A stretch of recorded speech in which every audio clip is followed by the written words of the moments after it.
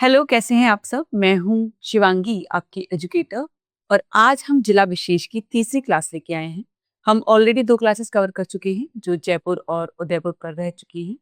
क्या है जिला विशेष? मैं एक बार फिर बता देती हूँ, जो बच्चे इस क्लास को पहली बार देख रहे हैं। आरएएस प्रीलिम्स 2026 को ध्यान में रखकर आपके लिए हमने एक स्पेशल सीरीज बनाई है, जिसमें हम राजस्थान के हर जिले को कवर करेंगे, नंबर बाय नंबर। उसके इतिहास को ध्यान में रखकर, उसके भूगोल को ध्यान में रखकर, अर्थव्यवस्था को ध्यान में रखकर, पर्यटन को ध्यान में रखकर, संस्कृति को ध्यान में रखकर, और हर चीज जैसे सेंसस जैसी इंपॉर्टेंट चीज जो एग्जाम में फ्रीक्वेंटली पूछी जाती है, उन सबको ध्यान में रख के हम आपके लिए सीरीज लेके आए हैं। क्लास के एंड में मैं आपसे एक क्वेश्चन पूछूंगी, जिसका जवाब आप कमेंट बॉक्स में दीजिए। क्लास के दौरान भी मैं आपसे कुछ सवाल पूछती हूँ, और मैं हमेशा आपको एंकरेज करती हूँ कि उन सवालों के जवाब भी आप कमेंट बॉक्स में दीजिए। जैसा कि मैंने आपको बताया, हम 2 क्लास ऑलरेडी कर चुके हैं, जो जयपुर और उदयपुर पे हो चुकी हैं। जो उदयपुर की या जयपुर की क्लास जिसने नहीं देखी है, मैं चाहती हूँ आप पहले उन क्लासेस को कवर कीजिए, कि उदयपुर क्योंकि वो मेवाड़ का हिस्सा है, हम ऑलरेडी उसको कवर कर चुके हैं। तो आज उस कंटिन्यूटी में हम कंप्लीट करेंगे। ऐसी बात नहीं है जिसने वो क्लास नहीं देखी है।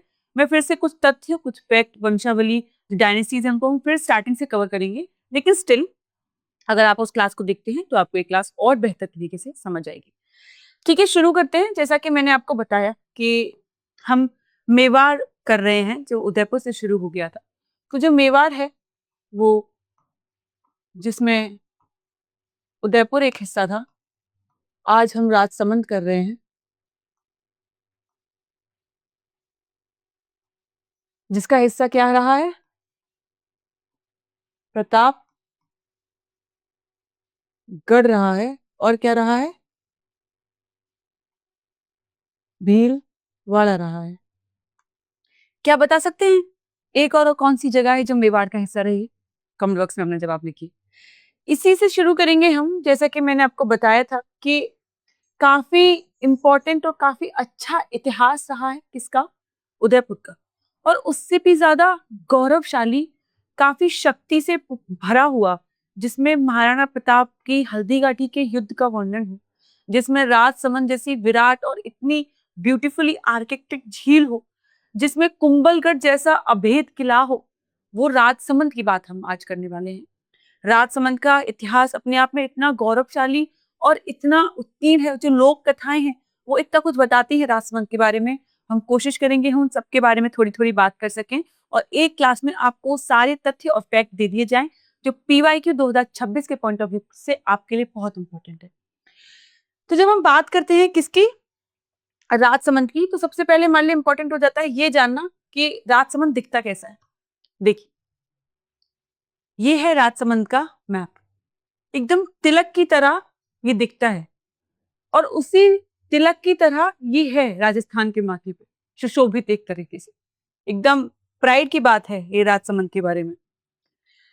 तो राजसमंद को जब हम शुरू करते हैं, उसके बारे में कुछ इंपॉर्टेंट फैक्ट्स हैं जो हमको पता होने चाहिए। एकदम डायरेक्ट फैक्ट्स है, कभी कभी पूछे भी जा सकते हैं, तो इतने इंपॉर्टेंट नहीं है। बट आप अगर हम राजसमंद शुरू कर रहे हैं, तो कुछ जेनरिक इंफॉर्मेशन हमको मालूम होनी चाहिए, जो ये है कि इसका गठन कब हुआ था। राजसमंद हमेशा से एग्जिस्टेंस में नहीं था।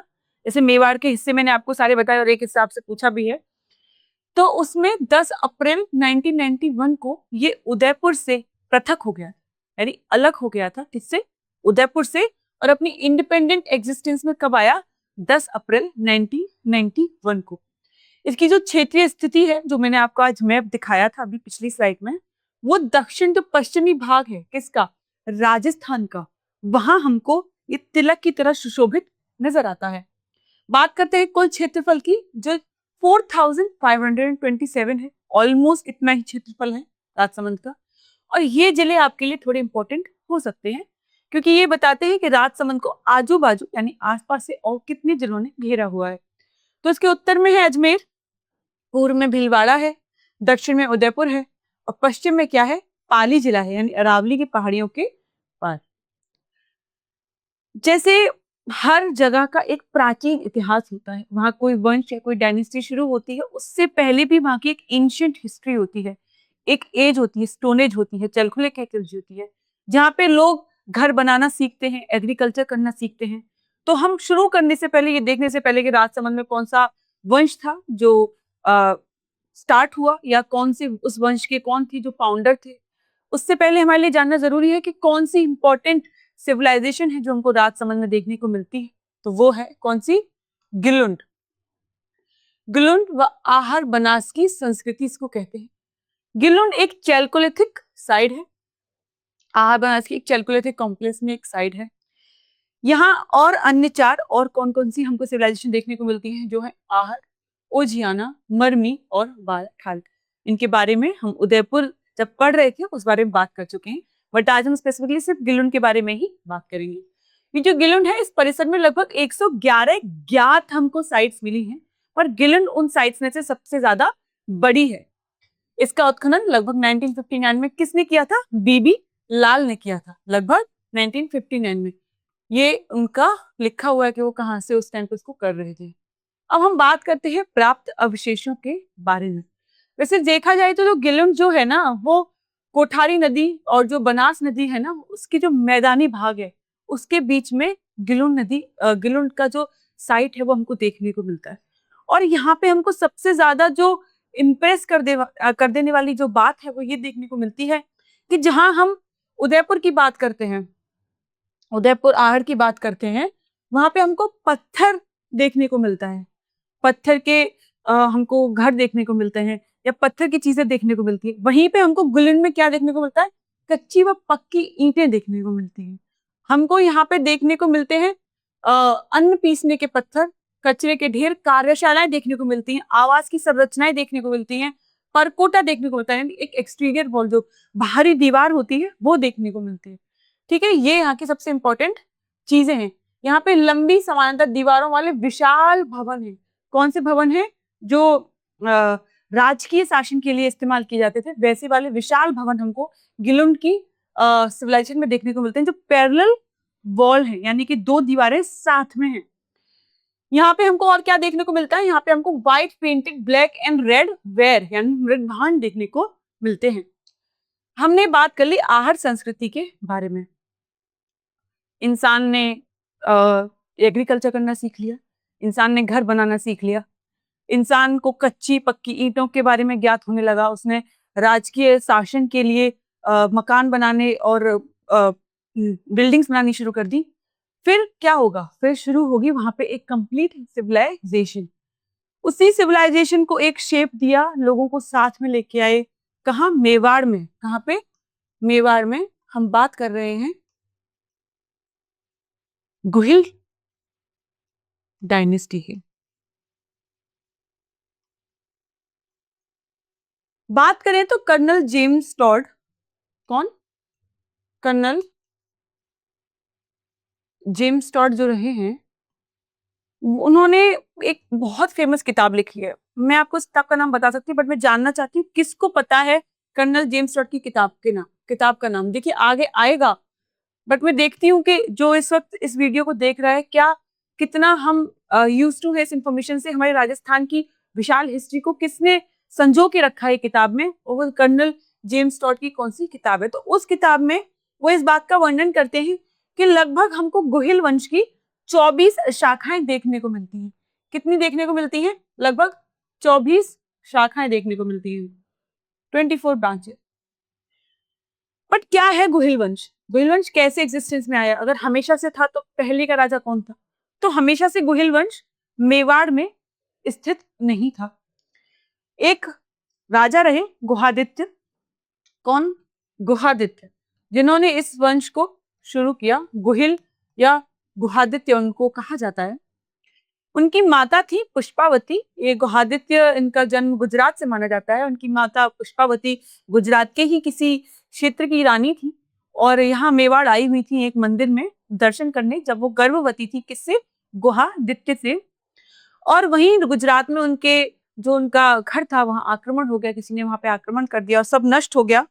वो वापस जाना चाहती थी अपने घर सती होने के लिए, बट क्योंकि वो गर्भवती थी उस स्थिति में उनको सती होने की इजाजत नहीं मिली।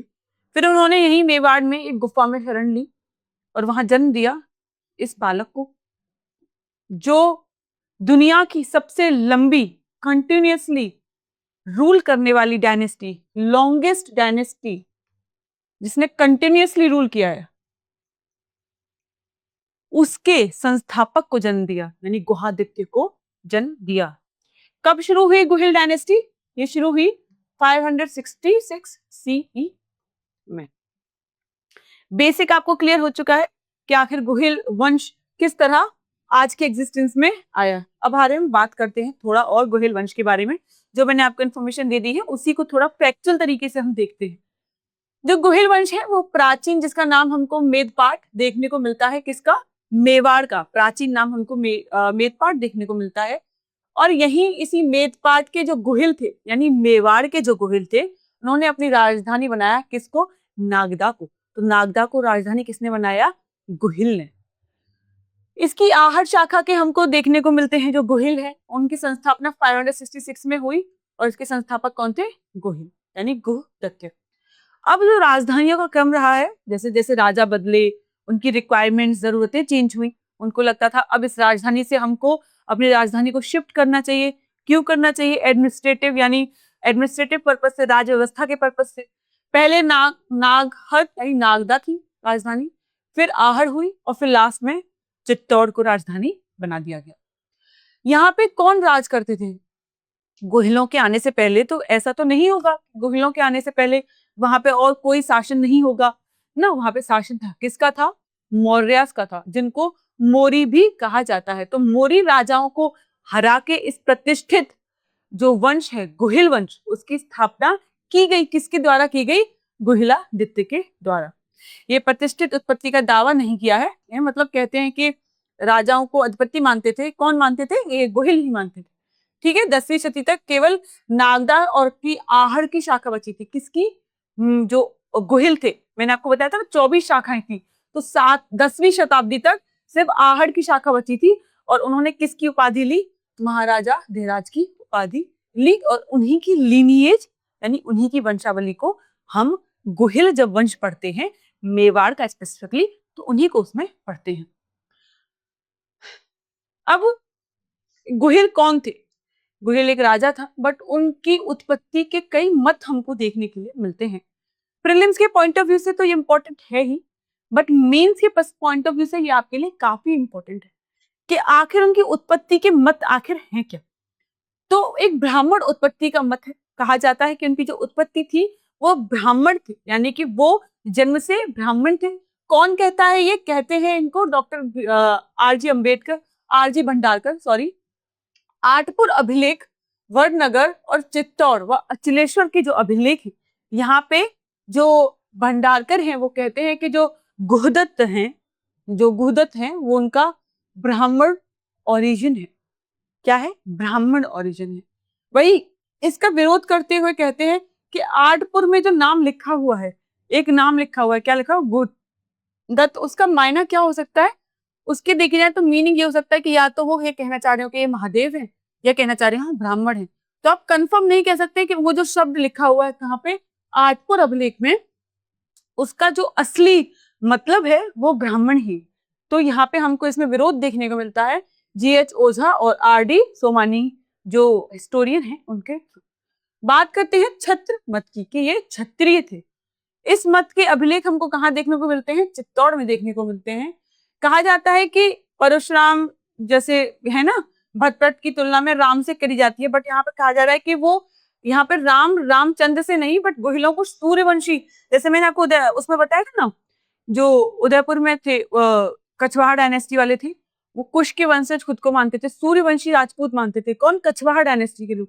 इसी तरीके से ये सूर्यवंशी थे, तो सूर्यवंशी क्षत्रिय खुद को ये मानते थे। ये DC सरकार इस बात का मत देते।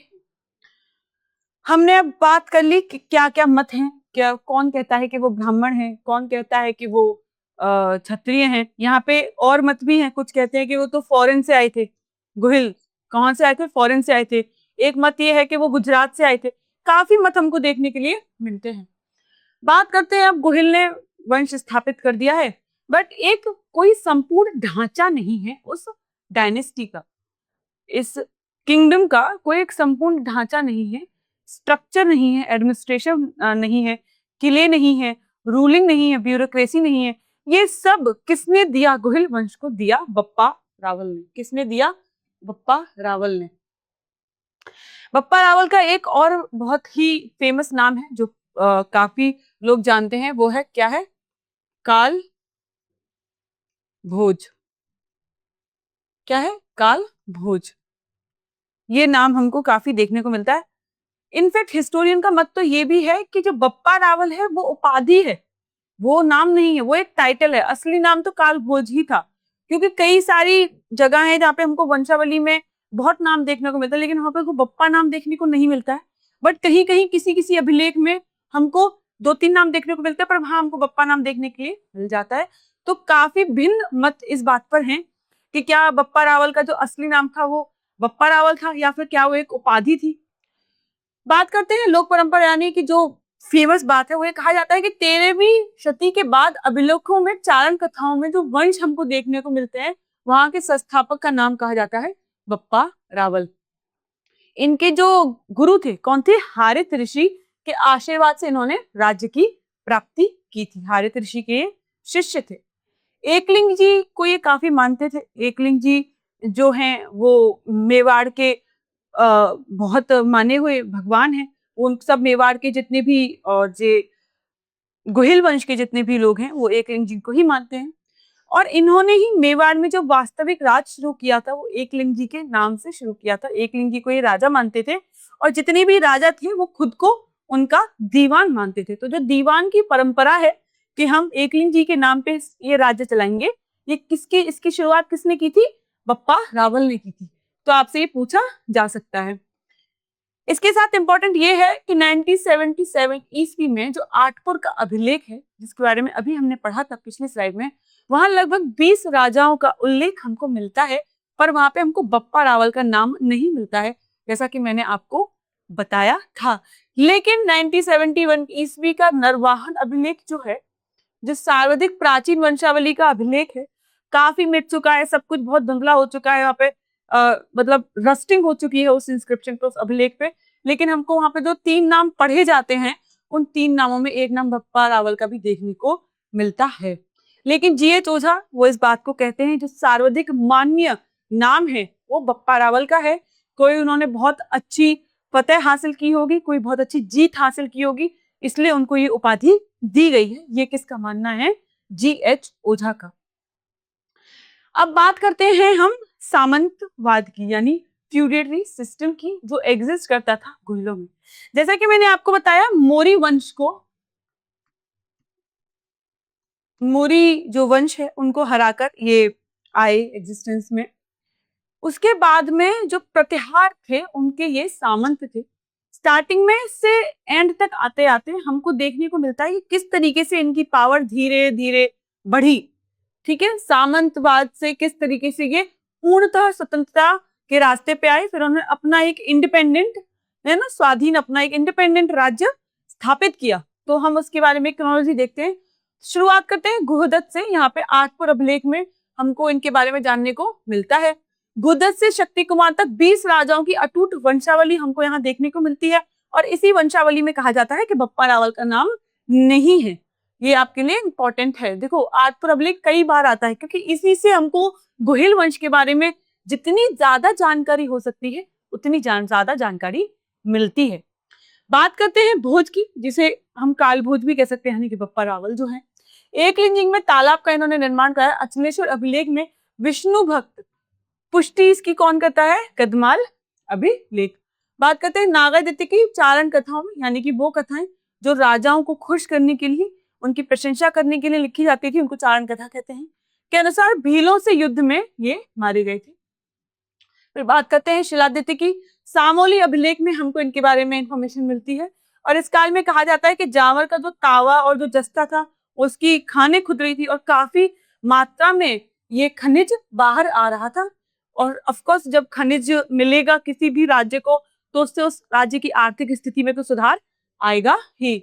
आर्थिक स्थिति सुधरी थी, समृद्धि हुई थी, हमको इनके बारे में जानने को मिलता है। बात करते हैं अपराजित की। कुंडा अभिलेख में इस बात का वर्णन है। कहा जाता है कि इनके जो सेनापति वराह थे उनकी पत्नी यशोमती द्वारा यहाँ पे एक विष्णु मंदिर का निर्माण कराया गया था। तो आप देख सकते हैं कि अगर किसी सामंत के सेनापति की पत्नी किसी मंदिर का निर्माण करा पा रही है तो किस तरीके से पावर कम से ज्यादा हमको बढ़ती हुई दिखाई दे रही है यहाँ पे सामंतवाद में। किसके थे? प्रतिहारों के। बट अभी तक हम सामंत थे ही। किस तरीके से हम उस सामंतवाद से अलग हुए? बप्पा रावल ने एक तरीके से प्रतिहारों की जो आधीनता है उसको अस्वीकार तो किया, लेकिन हम कंप्लीटली इंडिपेंडेंट ओन एग्जिस्टेंस में जो गोहिल वंश आया वो किस तरीके से आया? वो तो उसमें सबसे पहले बात होती है भट्ट द्वितीय की, जिन्होंने 10वीं शताब्दी में यानी 1943 ईस्वी के जो अभिलेख हमको मिलता है वहां पे महाराजा धिराज की जो उपाधि ली थी और राष्ट्रकूट परिवार की एक जो प्रिंसेस थी जिनका नाम था महालक्ष्मी, यानी कि वहां की जो राजकुमारी थी महालक्ष्मी, उनसे विवाह किया। यानी वैवाहिक संबंधों के आधार पे गोहिल वंश ने विस्तार करना शुरू किया, युद्धों के आधार पर विस्तार करना शुरू किया और एक तरीके से पूरी तरह कंप्लीटली वो इंडिपेंडेंस की तरफ जाने लगे। लास्ट में हमको अल्लट के बारे में जानने को मिलता है, कहा जाता है इन्होंने देवपाल का वध किया, सिर्फ लिखा हुआ है देवपाल का वध। बट कुछ हिस्टोरियंस हैं, कौन हिस्टोरियंस हैं? जैसे मजूमदार, वो कहते हैं कि ये संभवित है यानी संभावित है कि जिस देवपाल की यहाँ बात हो रही है वो कौन है? वो गुर्जर प्रतिहार के कौन है? राजा देवपाल हैं। तो यानी इन्होंने अब युद्ध करना शुरू कर दिया था, गुर्जर प्रतिहारों को हराना शुरू कर दिया था और इन्होंने सबसे इंपॉर्टेंट काम क्या किया? उनकी जो राजकुमारी थी उनका नाम क्या था? हरिया देवी, उनसे विवाह किया। तो जो चीज मुगलों ने बहुत बाद में जाके अपनाई कि किस तरीके से हम विस्तार कर सकते हैं और सामंजस्य में चल के युद्ध के थ्रू, रणनीति के थ्रू, कूटनीति के थ्रू, तो यहाँ पे हमको देखने को मिलता है। और आहड़ को इन्होंने अपनी दूसरी राजधानी बनाया। किसने? अल्लट राजा ने। अब हमने देखा कि बस थोड़ा थोड़ा विस्तार हो रहा है, सब कुछ ठीक चल रहा है। अब एक वक्त आता है कि जब हमने नाम सुना है कि कुछ मेवाड़ के जो लोग हैं कुछ यूज करते हैं रावल, कुछ यूज करते हैं राणा, सिसोदिया। तो किस तरीके से ये एग्जिस्टेंस में आया? कुछ बच्चे काफी कंफ्यूज होते हैं इस पॉइंट पे। तो हमारे लिए ये जानना जरूरी होता है कि राजा रण सिंह कौन? राजा रण सिंह जो थे उनके थे 2 पुत्र। कौन थे? 2 पुत्र। उन्होंने उनको राज्य देने की जब बात आई तो उन्होंने अपने छोटे बेटे को एक गांव दिया, जिस गांव का नाम क्या था? सिसोदा। सिसोदा गांव का उनको सामंत बना दिया और अपने बड़े बेटे को उन्होंने मेवाड़ कंटिन्यू करने यानी चलाने की आज्ञा दी। तो जो रावल शाखा है जो उनके बड़े बेटे को मिली, जिसको कहते हैं ना वरिष्ठ, जो उनका बड़ा बेटा था, वहां उसका शासन चित्तौड़ से ही चला और उनके जो अंतिम शासक है वो है रावल रतन सिंह। वहीं बात करते हैं राणा शाखा की, तो छोटे बेटे को मिला सिसोदा गांव और इसीलिए ये 2 टाइटल यूज करते हैं, राणा और सिसोदिया। यानी सिसोदिया का जो टाइटल है वो राणा से ही आता है और इसके पुत्र जो थे राहब, उन्होंने इस वंश की शुरुआत की थी। अब बात करते हैं थोड़ी सी रावल शाखा के बारे में कि रावल शाखा की उत्पत्ति किस तरीके से हुई। हम राणा शाखा के बारे में बात करेंगे, रावल शाखा किस तरीके से खत्म हो गई। और ये सब वही फैक्ट है जो लगातार या तो पीवाईक्यू में इन थीम बेस्ड क्वेश्चंस पे सवाल पूछे गए हैं, सिर्फ प्रीलिम्स में नहीं, राजस्थान के जितने भी एग्जाम्स होते हैं, प्रिलिमिनरी जो एग्जाम्स होते हैं, एमसीक्यू एग्जाम्स होते हैं, या तो उनमें पूछे गए हैं या इन थीम से पूछे गए हैं। तो थीम बेस्ड भी हमने इनमें फैक्ट्स रखे हैं ताकि हम उन पर संभावित प्रश्नों को सोच सके, समझ सके और उनके बारे में पढ़ सके। बात करते हैं रावल शाखा की उत्पत्ति की। तो रण सिंह के जो बड़े पुत्र थे कौन थे? क्षेम सिंह। कौन थे? क्षेम सिंह।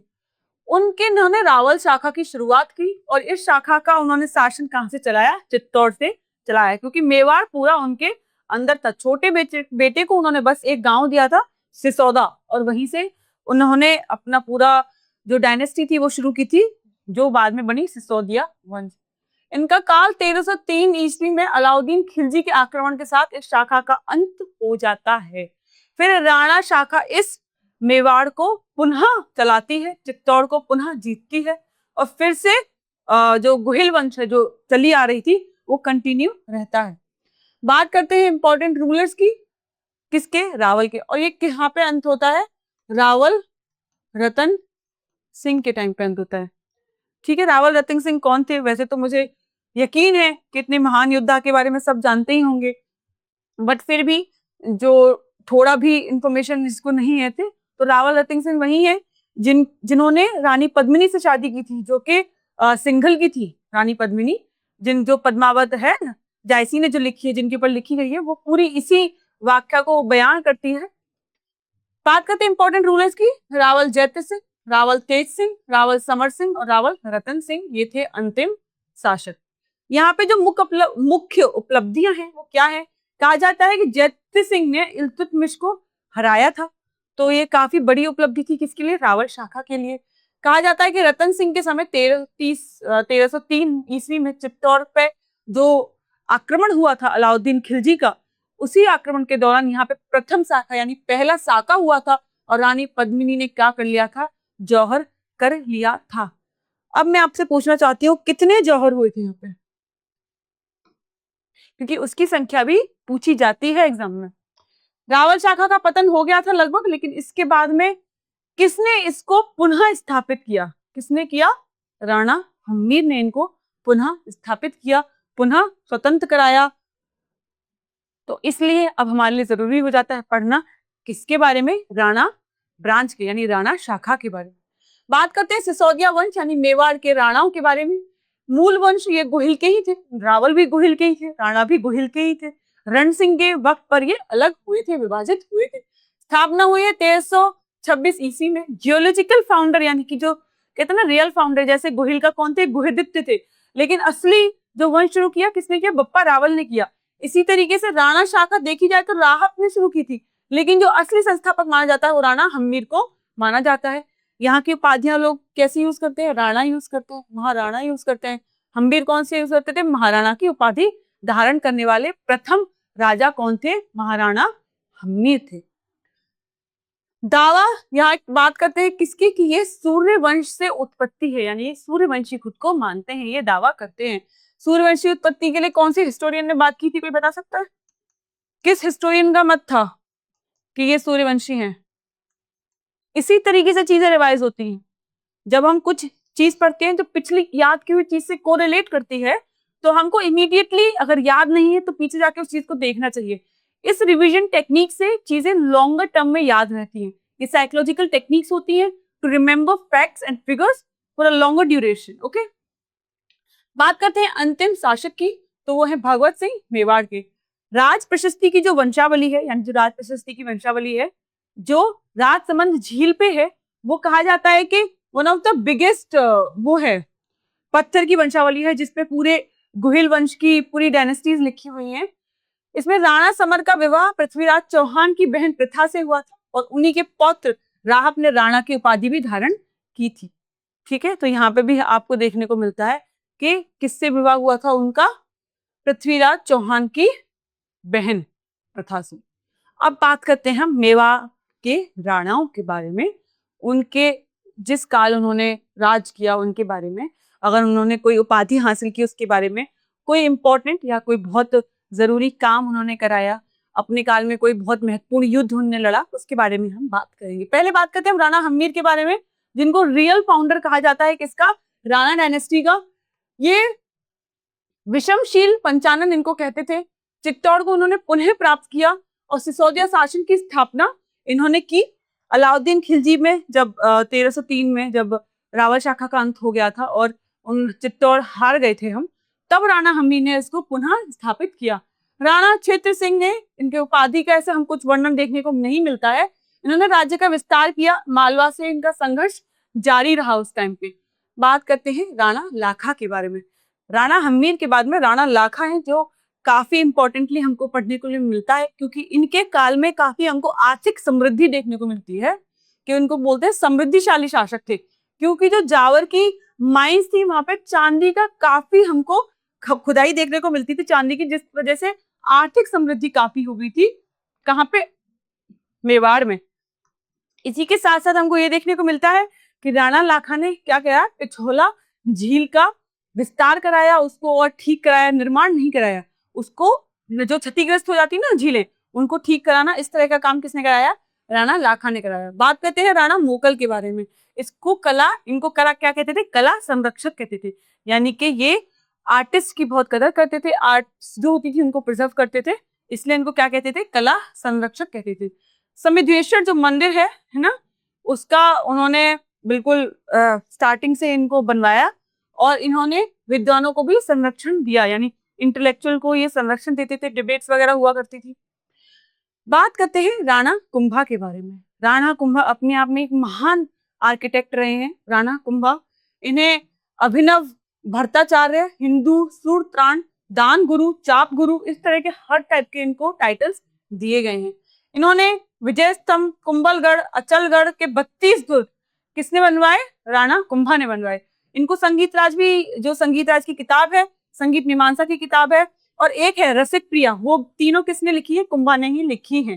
सूत प्रबंधन। बात करते हैं राणा रायमल की। आंतरिक विद्रोहों का इन्होंने दमन किया था और राणा सांगा के ये कौन थे? पिता थे। तो अब हम किसकी बात करेंगे? राणा सांगा के बारे में। राणा मोकल जो थे, इनकी मृत्यु कर दी गई थी कॉन्स्पिरेसी के थ्रू, जब वो राणा कुंभा काफी छोटे थे। तो ये बात भी हमारे लिए इंपॉर्टेंट है कि राणा कुंभा ने बहुत कठिन बचपन देखा था, उसके बाद भी he became such a good architect. तो राणा सांगा की हम बात कर रहे थे। राणा सांगा, इनको हिंदू पद कहते हैं। खातौली और गगरौन, खानवा का युद्ध, ये सारे युद्धों में इन्होंने भाग लिया था और राजपूत संघ का इन्होंने क्या किया था? नेतृत्व किया था।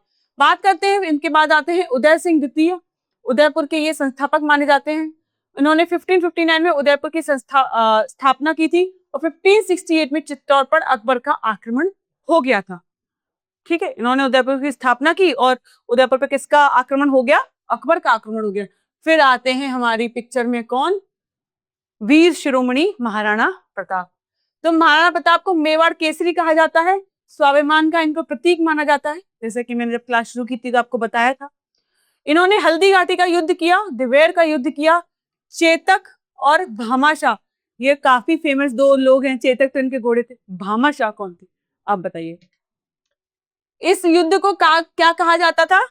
तो मैं आपसे पूछती हूँ, किस युद्ध को मैराथन ऑफ मेवाड़ कहा है? किस युद्ध को मैराथन ऑफ मेवाड़ कहा जाता है? आप कमेंट बॉक्स में बताइए। वैसे आगे आपको मैं बता दूंगी, बट फिर भी आप बताइए। अमर सिंह प्रथम की बात करते हैं। 1615 ईस्वी में जहांगीर से इन्होंने संधि की थी और मुगलों से संघर्ष को इन्होंने अंत कर दिया था। किससे?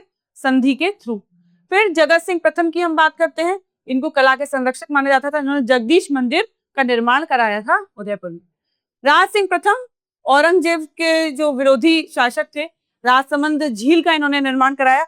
इसी झील के नाम पे राजसमंद डिस्ट्रिक्ट का एग्जिस्टेंस है। सोचिए, कोई झील इतनी बड़ी हो, इतनी सुंदर और इतनी विशाल हो कि उसके नाम पे एक डिस्ट्रिक्ट का नाम पड़ जाए, तो वो थी राजसमंद झील।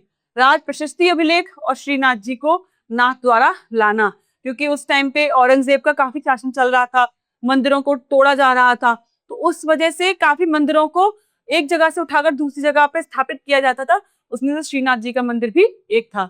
अमर सिंह द्वितीय राजपूत संघ के समर्थक थे और त्रिराजपूत संघ यानी मेवाड़, मारवाड़ और आमेर, ये आपके लिए इंपॉर्टेंट है। ये हमको कहाँ देखने को मिलता है? अमर सिंह द्वितीय के काल में देखने को मिलता है। बाकी और इतना इंपॉर्टेंट यहाँ पे नहीं है। इसी के साथ आपके लिए है एक बहुत बड़ी खुशखबरी। क्या है वो? कि 50% ऑफ तक की सेल चल रही है। किस पे? सभी पीसीएस लाइव ऑनलाइन कोर्सेज पे, जिसमें यूपी पीसीएस है, बीपीएससी है, आरएएस है जिसकी तैयारी हम कर रहे हैं, एचसीएस है, और बाकी सारी स्टेट की परीक्षाएं हैं जिन पे आपको मिलेगा 50% तक की छूट। किस पे? ऑनलाइन लाइव कोर्सेज पे। ये कब से कब तक है? 18 से 22 जुलाई के बीच में ये सेल होगी। आपको और इन्फॉर्मेशन लेनी है तो आप कॉल कर सकते हैं 8750187501 पे, जिसमें से आरएएस के अगर आप बैच को चूज करते हैं लाइव क्लासेस के लिए, तो उसमें आपको मिलेगी फाउंडेशन कोर्स, स्टूडियो की क्लासेस, पीवाईक्यूज मिलेंगे, प्रीलिम्स की टेस्ट सीरीज मिलेगी और बहुत सारे कोर्सेज मिलेंगे। आपको फुल गाइडेंस मिलेगी, एक स्ट्रक्चर्ड अप्रोच मिलेगी। फिर भी आपके मन में कोई सवाल है, कोई संकोच है, तो आप बेझिझक होकर कॉल करिए 8750187501 पे। ठीक है, एक काफी अच्छी खबर होने वाली है सारे सिंसियर स्टूडेंट्स के लिए जो आरएएस या किसी भी पीसीएस की तैयारी कर रहे हैं। चलिए आगे बढ़ते हैं। अब इस किले को देखिए एक बार, कितना खूबसूरत और कितना सुंदर किला है। क्या है ये? जी हाँ, ये है कुंभलगढ़ का दुर्ग।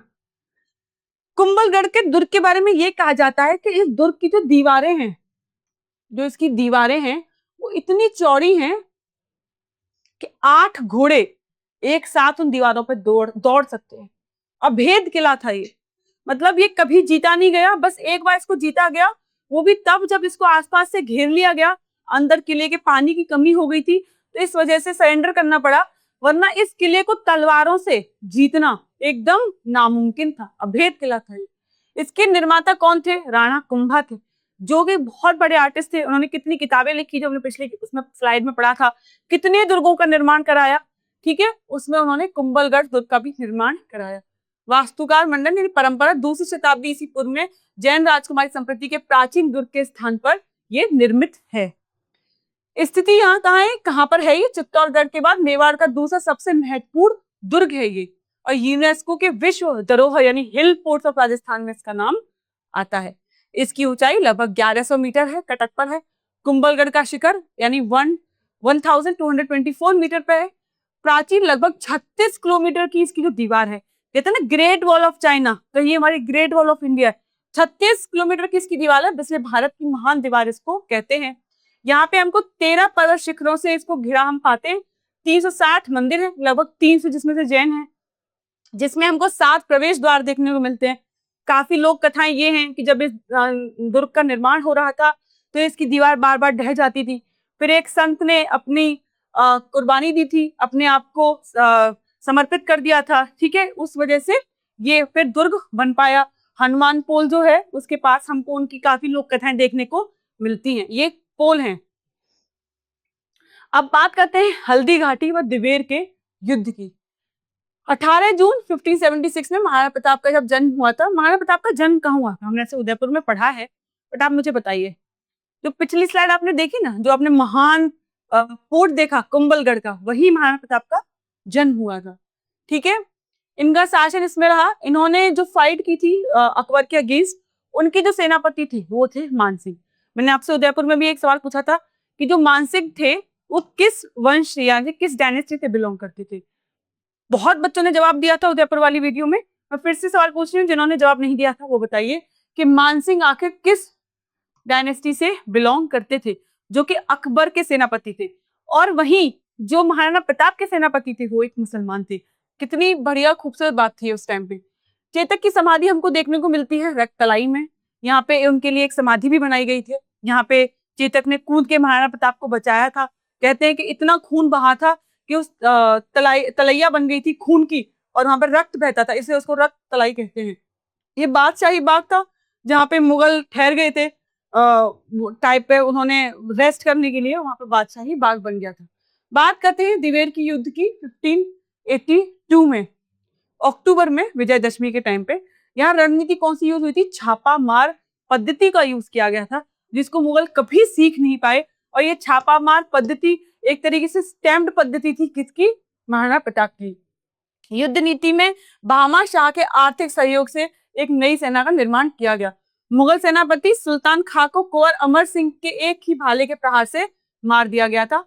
और परिणाम क्या हुआ था कि मेवाड़ के 36 मुगल सैन्य जो चौकियां थी उनका स्वतः सफाया हो गया था। और मुगल यानी जो अकबर थे, उन्होंने इस जो सैन्य उनका ये था अभियान था, उन्होंने उसको पुनः रोक दिया था, ठीक है। जेम्स टॉड ने annuls and antiquities of Rajasthan, ये किताब है, जो मैंने आपसे सवाल पूछा था उसका मैंने कहा था जवाब आपको मिलेगा, बट मैं बहुत अच्छा लगेगा मुझे उन बच्चों का कमेंट पढ़ के जिन्होंने ऑलरेडी इस बात का जवाब दे दिया होगा।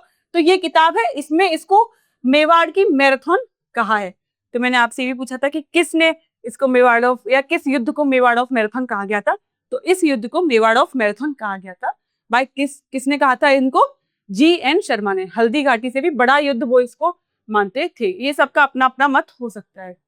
1585 में राजधानी को चावंड स्थानित कर दिया गया था, और 19 जनवरी 1597 में प्रताप का देहावसान हो गया था, और दिवेर में इनका विजय स्मारक निर्मित है। मैंने आपको बताया कि महाराणा प्रताप का जन्म कहाँ हुआ? कुंभलगढ़ में हुआ। तो क्या कोई मुझे बता सकता है कि कहाँ पे उनको ताजपोशी उनकी कहाँ हुई है? उनको कहाँ पे राणा की उपाधि दी गई?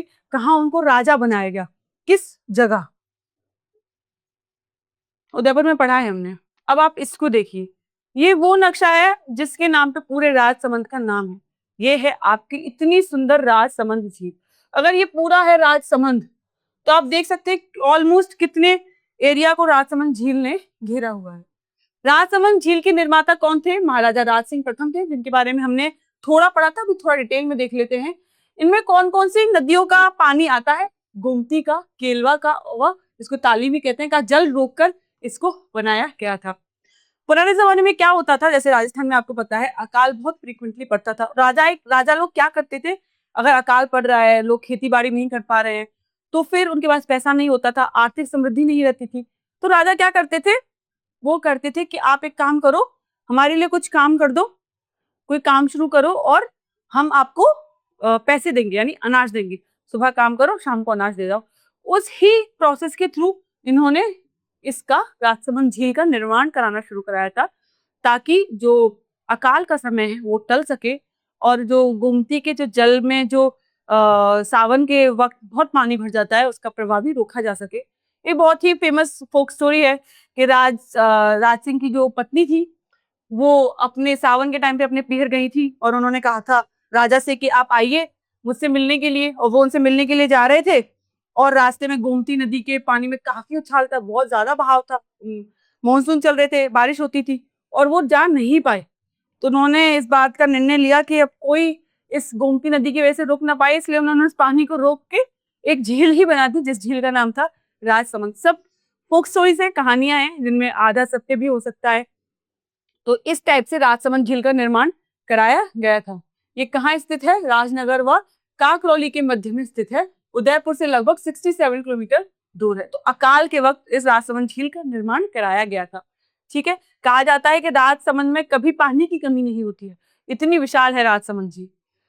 नव चौकी यहाँ पे देखने को मिलती है। झील के उत्तरी पाल या बांध पे 9 के अंक पर आधारित, यानी कि 99 फुट लंबे, 99 फुट चौड़े और प्रत्येक स्तर पर 9 सीढ़ियां हैं, इसलिए इसको 9 चौकी कहते हैं। श्वेत संगमरमर से नक्काशदारी मंडप और छतरियां यहाँ पे हमको देखने को मिलती है, यानी व्हाइट मार्बल संगमरमर से नक्काशीदार मंडप यहाँ पे हमको देखने को मिलते हैं। राजकुमारी चारुमती द्वारा कृतज्ञता स्वरूप तोरण का मंडप का यहाँ पे निर्माण कराया गया था। अब बात करते हैं हम राज प्रशस्ति महाकाव्यम के बारे में, यानी जो राज प्रशस्ति है वो इतनी बड़ी है, यानी कि one of the largest stone inscriptions है। क्यों है? उसके रचयिता कौन है? भट्ट रणछोड़ तेलंग है, जिन्होंने इनको बनाया था और राज सिंह के आदेश पे इसको बनाया गया था। कब बनाया गया था? 1676 में इसको बनाया गया था। ये फैक्ट आपके लिए है, बहुत इंपॉर्टेंट, रिपीटेड PYQ है ये। उत्कीर्णन महाराणा जय सिंह के आदेश पर 1682 ईस्वी में शिलाओं पर ये आधारित है। आंकड़े हैं कि 25 काली शिलाओं के स्तंभ पे लगभग, ये कुछ फैक्ट्स हैं, इतने इंपॉर्टेंट नहीं है, बस आप इसको याद कर लीजिए। ठीक है, कहा जाता है कि विश्व के सबसे बड़े शिलालेखों में से एक है राज प्रशस्ति। ये कुछ स्थापत्य हैं संप्रदाय के, जैसे श्रीनाथ जी मंदिर के बारे में मैंने आपको बताया था, ये बनास नदी के तट पे है। जब औरंगजेब का आक्रमण हो रहा था तब इसको वहां से लाके यहाँ पे स्थापित कर दिया गया था। बात करते हैं द्वारकाधीश मंदिर की, जो काकरौली में है, राजसमंद झील के दक्षिण तट पे है। इसके निर्माता भी कौन थे? महाराणा राज सिंह थे। 1676 में इसको बनाया गया था। जो पुष्टिमल की तृतीय पीठ है, यानी थर्ड पीठ है इसकी, पुष्टिमल की, वो भी यहाँ पे स्थापित है।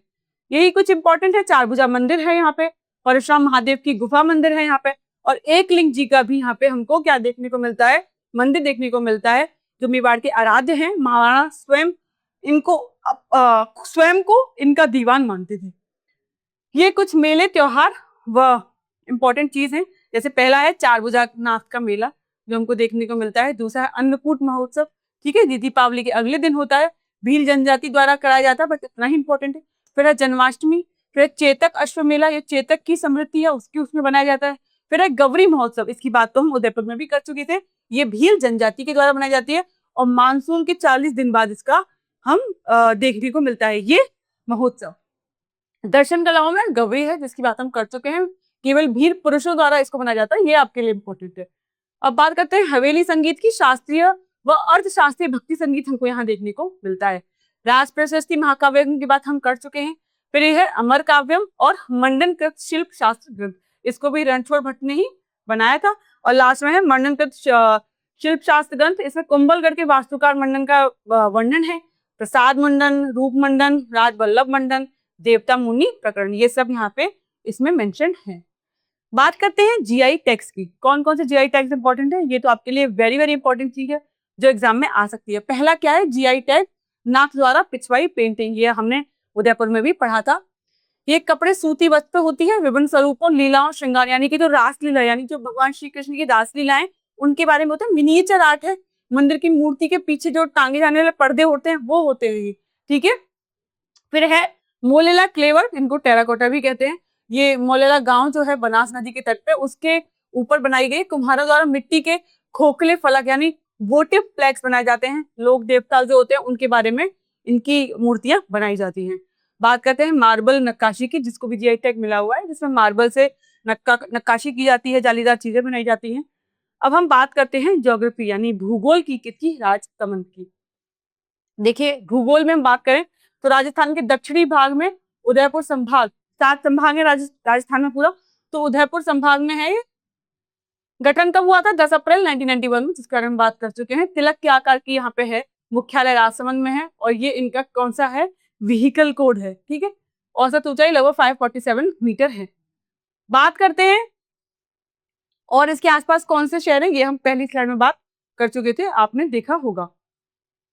आगे बढ़ते हैं कि अरावली जो है वो किस तरीके से राजसमंद को घेरे है, या किस तरीके से राजसमंद में हमको उसका देखने को मिलता है।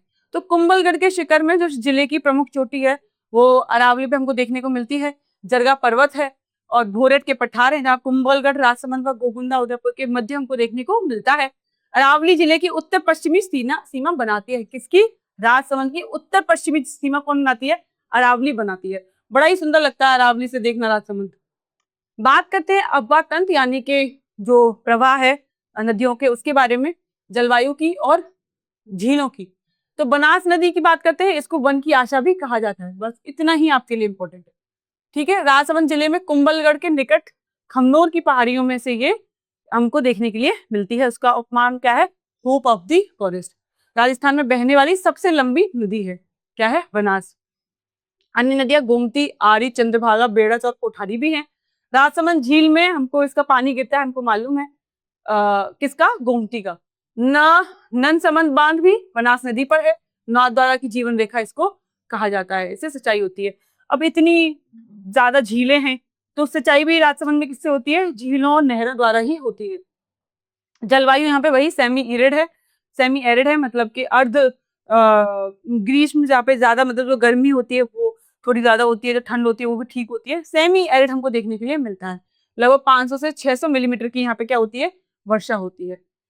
बात करते हैं अभ्यारण्य की, जो कि काफी इंपॉर्टेंट है। ये तो अभी प्रपोज है, कौन सा, कुंभलगढ़ वन्यजीव अभ्यारण्य। लगभग 97 में इसकी स्थापना हुई थी। क्षेत्रफल इतना है इसका, अरावली में 500 से 1300 मीटर की ऊंचाई में हमको देखने के लिए मिलता है। बृहत्तोड़गढ़ रावली अभ्यारण्य, स्थापना कब हुई थी, 1983 में, ठीक है। ये पाली में, राजसमंद में, ये काफी एरियाज में आते हैं। तो ये सारे वो नहीं है कि बिल्कुल राजसमंद में होगा, हो सकता है बॉर्डर एरियाज पे हो, 1-2 डिस्ट्रिक्ट और कवर करता हो। कुंभलगढ़ टाइगर रिजर्व की थोड़ी बात कर लेते हैं। 4 अगस्त 2023 एनटीसीए के वो इनकी स्वीकृति दे दी थी, बट केंद्रीय पर्यावरण मंत्रालय की सैद्धांतिक इन प्रिंसिपल मंजूरी अभी बाकी है।